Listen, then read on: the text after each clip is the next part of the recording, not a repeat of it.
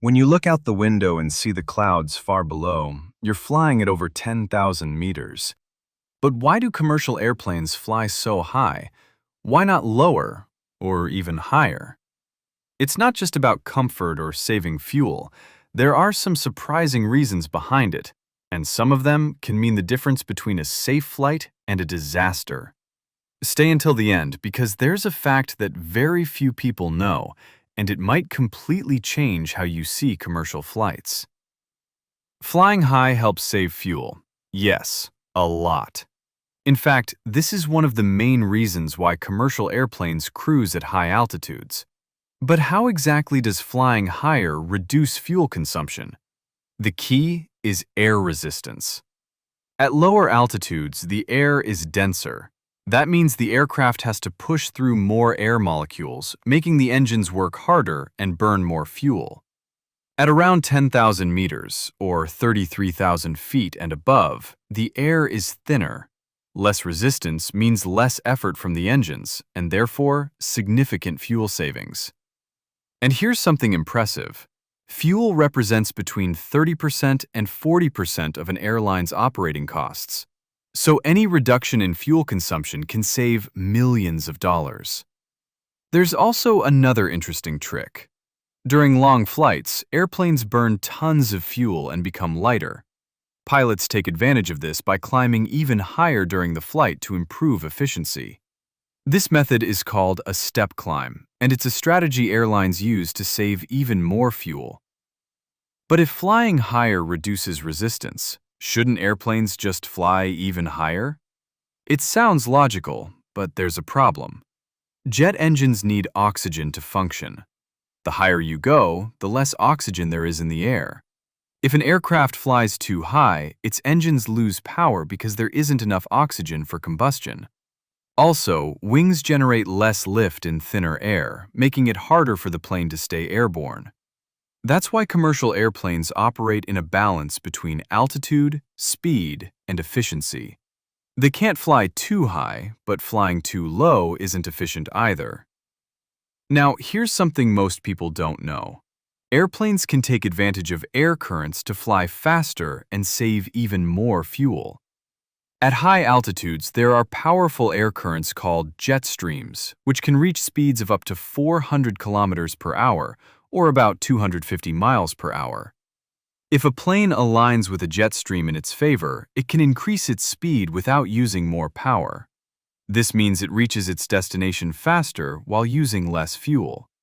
However, if it flies against a jet stream, the opposite happens. The flight slows down and fuel consumption increases. That's why pilots and air traffic controllers constantly study routes to take advantage of these winds whenever possible. Does flying high avoid turbulence? For the most part, yes. Most turbulence occurs in the troposphere, the lowest layer of the atmosphere, where storms and unstable weather form. Commercial airplanes usually fly just above this zone, avoiding most weather-related turbulence. So why do we still feel turbulence at high altitude sometimes? That's because of something called clear air turbulence. Unlike storm-related turbulence, this type can appear without warning and is hard to detect on radar. That's why, even if the flight feels smooth, it's always a good idea to keep your seatbelt fastened. Now, what happens when an airplane has to fly lower than usual? But before we answer that, make sure to like the video and subscribe to the channel so you don't miss any details. If a plane has to fly at a lower altitude due to an emergency or airspace restrictions, several things can happen. First, the aircraft experiences more air resistance, causing engines to work harder and burn more fuel. Second, flying lower exposes the plane to more turbulence and adverse weather conditions. And third, commercial airplanes are designed to be most efficient at high altitudes. Flying low for long periods can increase structural wear due to higher air pressure. That's why, whenever possible, pilots try to return to optimal cruising altitude as quickly as they can. Does flying high make flights safer? Definitely. If something goes wrong mid-flight, like an engine failure, higher altitude gives pilots more time to react. An incredible example happened in 1982 with British Airways Flight 9. The aircraft flew through a volcanic ash cloud, which caused all 4 engines to fail.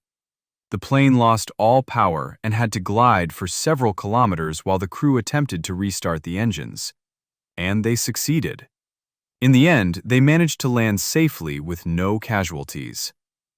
Now, if flying high has so many advantages, why don't planes go above 12,000 meters or 39,000 feet? There are 3 main reasons. First, oxygen becomes scarce at higher altitudes, which affects engine performance. Second, lift decreases. Wings need air to generate lift, and if the air is too thin, the aircraft becomes unstable. And third, passenger safety. Second, lift decreases. Wings need air to generate lift, and if the air is too thin, the aircraft becomes unstable. And third, passenger safety. If a sudden loss of cabin pressure occurs at extreme altitudes, the time available to put on an oxygen mask would be very short, putting passengers at serious risk. So now you know why commercial airplanes fly so high. They save fuel, avoid most turbulence, improve safety, and make flights more efficient. But here's a question for you. If airplanes could fly even higher than they do today, what do you think would change?